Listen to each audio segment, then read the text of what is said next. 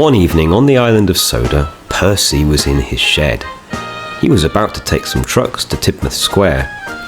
Before he left for his twilight run, James puffed home from his last run of the day. He was feeling tired and looking forward to a good rub down before settling in for the night. Percy was a cheeky little engine and thought it would be a good idea to have a little fun at James' expense. "You must be glad to be safely in the sheds before it gets dark, James," he said, feigning concern. "I remember how you couldn't sit still for a week when you saw a Tyrannosaurus Rex at Brendam Docks." During the 90s, the Fat Controller had conveniently forgotten to tell his engines that he had arranged for a visiting dinosaur exhibition to open on Soda. James got quite a fright one night when he rounded a corner in the dark, delivering some flatbeds. It was he, Percy, who had kept his calm and noticed that none of the enormous dark shapes were actually moving. James let out a whoosh in annoyance. He had felt rather silly. "I knew it wasn't real." "I never get afraid of the dark," Percy replied. "I like it. Remember that time I crept back here pretending to be a ghost? Thomas leaked water from his cylinder cocks." At that moment, Toby, who had been listening, decided to speak up. "Yes, that was rather funny. But any engine might be scared of something they don't expect. Even a brave little engine like you, Percy." "Not me," Percy retorted. "I am the goat." James laughed so hard his whistle stuck and his driver came running. Percy was indignant. "I'm so much older and wiser now. Nothing will ever make me scared." 6'7", he whispered to Toby on his way out. "That's already getting old," Toby sighed.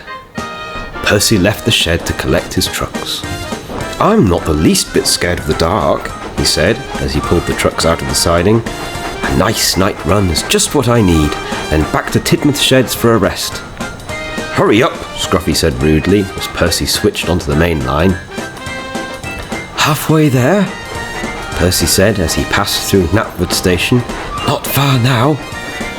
It wasn't long until he reached Tidmouth Square, where he dropped off his trucks. "It's late. Time to head home."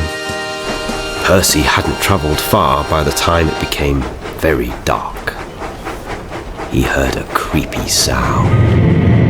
"It's just the wind," Percy told himself. All the same, he puffed along a little faster. He approached a signal and points, and his driver shut off steam and applied the brakes. Just then, he heard a mournful sound. "Meh!" "Ah!" Percy whistled. "Who's there?" But he could see nothing. "I don't like this. I don't like this at all," he said to his driver. Just then, a goat wandered across the line just in front of him. "Meh!" it said again. "Silly old thing, afraid of a goat?" soothed his driver. "It's okay. I won't tell anyone." Unfortunately for Percy, the same couldn't be said for the brake van. When Percy got back to the sheds, it sang, "Who's afraid of the big bad goat? The big bad goat, big bad goat. Who's afraid of the big bad goat? Percy tra-la-la."